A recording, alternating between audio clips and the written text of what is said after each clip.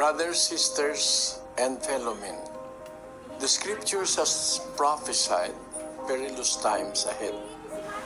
It has warned us about the evil that will beset humanity in the last days, where people will turn against each other because of greed and the insatiable hunger for power and world domination, and about horrifying plagues and famines that will take the lives of millions worldwide.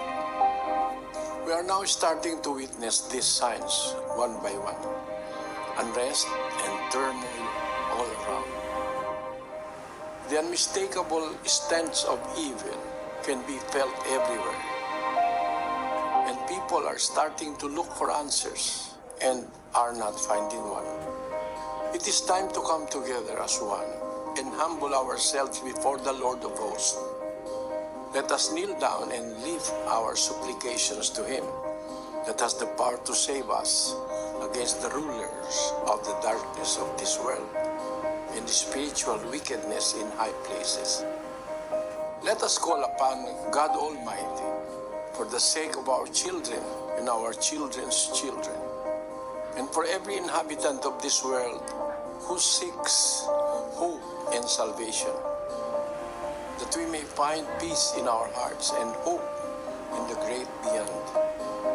Despite the predicament that humanity is now facing,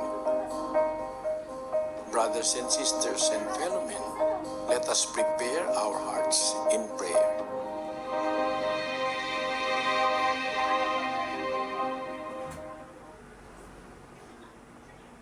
Sama-sama po tayong manalangin.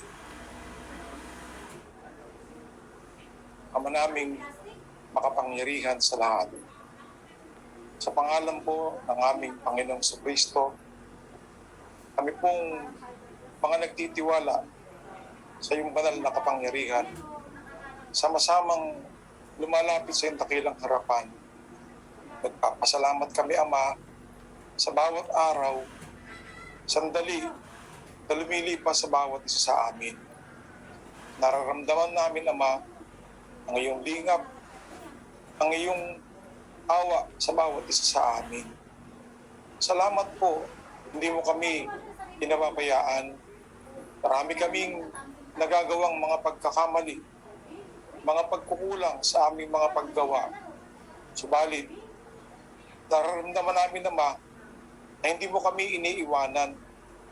Binibigay mo po ang aming mga pangangailangan. Tinutulungan mo kami na makapagpatuloy sa aming mga paggawa sa kasalukuyang suliranin na aming nararanasan. Ama, hinihiling po namin sa iyo na sana ikaw na po ang bahala sa bawat isa sa amin. Tulungan mo po ang mga nasa pagamutan, ang mga may karamdaman, ang mga naapektuhan ng kasalukuyang pandemya, ang bawat mag-anak na nagkalayo, bunga ng salot, ang mga nawawalan ng pag-asa, ang mga pinanghihinaan ng kalooban. Pakihipo mo po, Ama, ang kanilang mga puso, bigyan mo po ng lakas upang muling makatindig at makapagpatuloy sa kanilang mga paggawa. Maawa ka po sa aming lahi. Pagpadala ka po ng lunas na makatutulong sa bawat isa sa amin.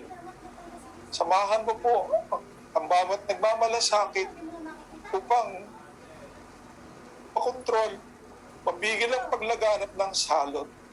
Ang mga manggagamot, ang mga nurses, ang mga kawal, nagsasapanganib ng kanilang mga buhay, alang-alang na makatulong sa aming mga kapwa. Ang mga nagpupukas ng kanilang mga palad at nagkakawang gawa upang makatulong sa mga nangangailangan. Pagpalain mo po, Ama, ang mga namumuno sa bawat bansa. Bigyan mo po ng sapat na lakas ng katawan, ng pag-iisip, ng karunungan magagamit nila upang makapaglingkod ng maayos sa kanilang mga mamamayan.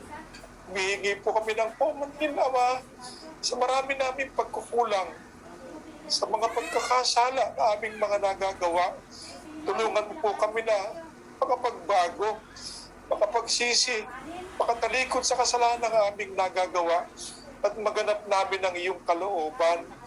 Ama, lagi na po nihiling namin ang kaligtasan ng aming mga magulang, ng aming mga sambahayan, lalo ng aming mga anak. Sa iyong palad ay amin pong nilalagak ang aming kabalisahan, ang aming buhay, ang aming mga kapalaran. Salamat po sa pangalan ng aming tagapagligtas na si Kristo Jesus.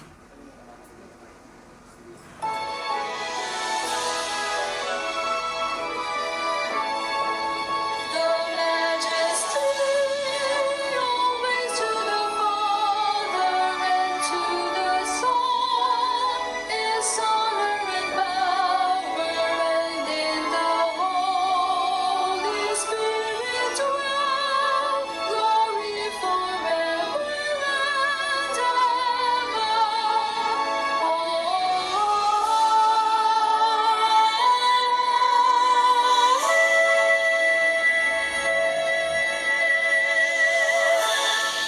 At ngayon tanggapin natin ng pagpapala, bendisyon at pag-ibig ng Diyos namang sumasa mga langit. Ang biyaya at pagliligtas at pagpapagaling ng ating Panginoong Kristo at ang patuloy na paggabay at pakikilakip ng banal na Espiritu ang siya namang mamalagi sa ating mga puso, lalong tigit sa ating mga anak, magpakailan, kailan pa man. Amen.